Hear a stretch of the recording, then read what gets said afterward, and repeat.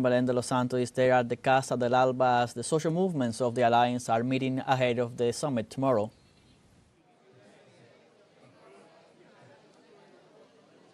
Exactly, Luis. We are here in Caracas. We are at the House of Alba. And as we were saying, we've been covering these activities in the framework of the 24th ALBA Summit that is underway here in Caracas, that will take place in Saturday. But just before, there are a lot of different activities that are happening here. And today in particular, there are two very important activities. On the one hand, the foreign ministers of the ALBA countries are gathering here in Caracas in the Casa Amarilla, that is the Foreign Ministry of Venezuela, and also here in the House of Alba, where I am at, the social organizations are gathering, just joining, and the meeting is about to start at two separate happening here just before the 24th Summit of ALBA is very important and very significant to really understand what is happening here in Venezuela today. Why is this? It's because ALBA is 20 years at this moment. And an important thing to understand is that since its formation, ALBA thought with its founding fathers, that is Fidel and Hugo Chavez, they have envisioned this idea of a coordination mechanism that not only coordinates the governments, the states of the countries, but also coordinates the different social organizations, not only of ALBA countries, but also of different countries that integrate the entire region. So at this moment, we are here, the meeting is just about to start, so we are going to have this short message to bring you the latest. What is expected here is the mechanisms of integration, probably plans of different areas of work, such as communication, and also the collaboration with productions from the different social organizations. This is a vital key to really understand how ALBA is not only just a mechanism, a formal mechanism among states, but also really an integration of cooperation between the peoples of the region. So that is what is happening here today at the House of ALBA. We will come back with more guests, with the different perspectives of the social organizations that are not only Latin American and the Caribbean, but also from all over the world, bringing the most important topics to be discussed. Of course, international integration, of course, the rejection of unilateral measures, the respect to sovereignty, and how international collaboration can help in that sense, and also some very important geopolitical topics such as the ongoing genocide in the Middle East. That is always in this sort of things a very relevant topic. So this is starting right now. I will go back to you, Luis, and bring you more updates throughout the day. Thank you, Belén. We'll stay tuned for all those updates coming in the following news brief. And we start by going live to Caracas, Venezuela, with our correspondent Belén de los Santos, who is there for all the activities being carried out ahead of the summit tomorrow, Saturday, of ALBA TCP Heads of States and Government. Hello, Luis. Exactly. We're here from Caracas. And as we were saying, this is a gathering of the Social Movement Council that is being reboosted, that is being reinstalled here. Let's recall what we were saying at our last contact, that ALBA was born with this idea of forming a mechanism that not only integrated the states at governmental level, but that also could coordinate just the different social movements, not only from Latin America itself, but also from the world, in that way becoming just a way in which different social movements, the peoples of around the world, even the peoples from the states in which the governments are not cooperating in this alliance that is the ALBA countries, those social movements may come together to coordinate different strategies. And that is the idea behind the Social Movement Council. And in this 20th anniversary from the ALBA TCP, the idea is that this mechanism is being reboosted. Let's recall recall once again that in the initial idea, the Social Movement Council and the Presidential Council had the same importance. So the idea is that we are looking at a mechanism that is able to integrate both perspectives. We just heard from Secretary General of the ALBA TCP, Jorge Arreaza, who was talking about the importance that the ALBA Summit becomes Summit of the Peoples. And the social movements have a very important participation in that regard. The idea that Jorge Arreaza was saying that we should not be afraid of that virtuous tension that may arise between the social movement and the government, because that is what leads to social change. That is what brings to the real demands of the people. So that is what we are witnessing here today. And as I was saying, they're here representatives from social organizations, movements, research institutes, not only from the region, but also from around the world. And we are joined now by Atul Chandra. Comes from India and is from the Tricontinental Institute. So thank you for joining us in teleSUR English. And I would like to start by asking, what is the relevance, what is the importance of this installment of the Social Movement Council that is happening today? And why come here to participate at this regional mechanism? Thanks to teleSUR first. See, I mean, for me, it's a very interesting sort of mechanism which they are talking about.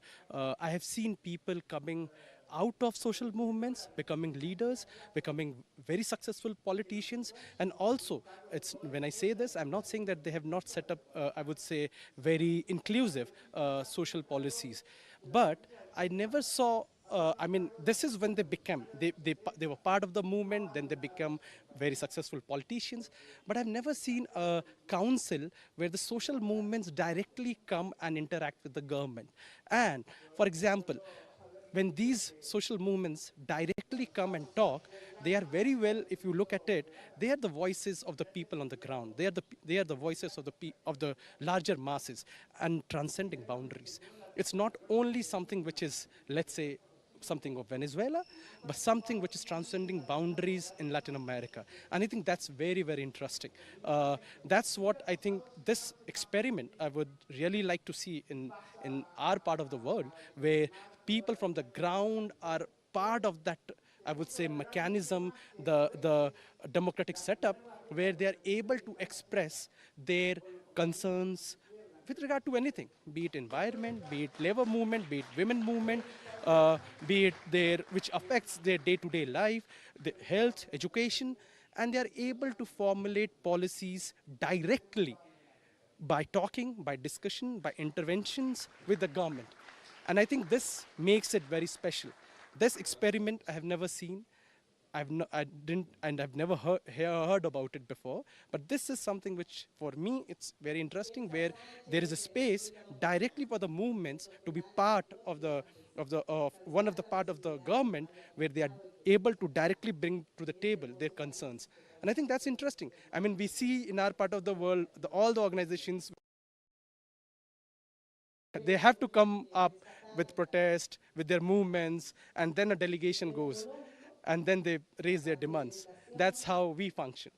But have you ever thought where they are already part of it in the state machinery, in the government machinery, where they are heard not only when they are protesting, but also when the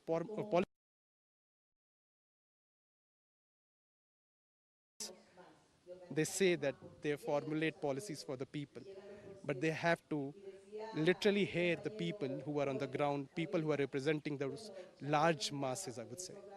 Yes, and that was something of what we were talking about when discussing the importance of the ALBA mechanism and the 20 years and the idea of what comes now, right?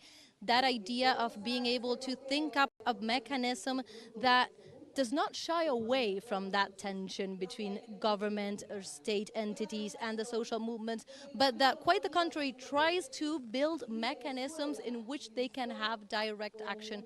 Also, I wanted to ask you, one of the main things that the speakers have been saying, social leaders from all over the world, was the importance of gathering around to really having a comprehensive understanding of the geopolitical scenario that is here, that the geopolitical analysis is very important. It is key to then think of strategies, of mechanisms of cooperation, to see where the social movements need to be heading.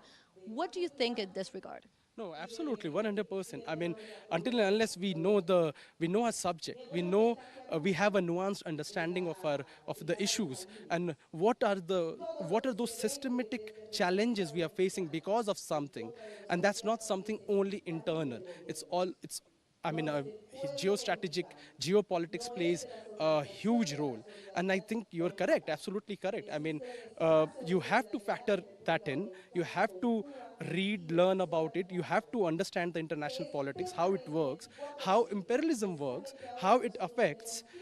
And for example, we know countries which which has been, I would say, have been very social, which believes in social principles, which believes in socialism, which believes in giving what people they deserve, but they have been forced. For example, we know countries in Asia, for example, Sri Lanka, we know countries in Pakistan, countries like Pakistan. For example, the IMF, the International Monetary Organizations, have been forcing them for structural changes. They are forcing them to cut the state budget. They are forcing them to take. I mean, how does the state then even deliver? For example, I'm talking about basic necessities of life in any civilized society. For example, education, for example, health. So I think these are I would say the context where if you cut the budgets and the state are unable to do what they promised or they want to do, it will take a huge toll. You are literally pushing your population at the brink of collapse. You are literally pushing them into poverty, into, I would say, problems, which then is going to erupt. I mean, there will be all sort of other issues which will be coming up. Thank you so much, Adul, for joining us here in teleSUR English and let us have a better understanding of the importance, the relevance not only of the 20-year anniversary, but also of this mechanism that is the Social Movement Council. Thank you so much. Thank you, Belen. Thank you. Of course. So that was Adul Chandra from the Tricontinental Institute participating at the Social Movement Council in the ALBA TCP framework. The ALBA TCP is turning 20 years tomorrow, and these are the activities that are here in Caracas in the framework of that anniversary. And let's recall again that as the leaders just behind me are continuing to discuss possible ways of cooperation, this is not just leaders coming here to talk. These are very experienced movements from all over the world that bring here their specific territories and their specific action mechanisms that have to do with actions against climate change, that have to do with the production of food elements. They have been signals of wide. So that is what is being discussed here, and as of thinking these strategies not only at a state level but also at a social movement level, and the ability of going back and forth from the governments that are leading this anti-imperialistic mechanism and the social movements on the territories, on the peoples around the world that are bringing in their power, their force, in order to make these social changes happen. So that is what we have here. Back to you, Luis. We'll continue having more information throughout the day. Thank you, Belen, for the latest information and for your guest for all his inputs here from the South. We are going live to Caracas, Venezuela, as our correspondent Belen de los Santos is there at the Casa del Alba as the social movements of the Alliance are meeting ahead of the summit tomorrow.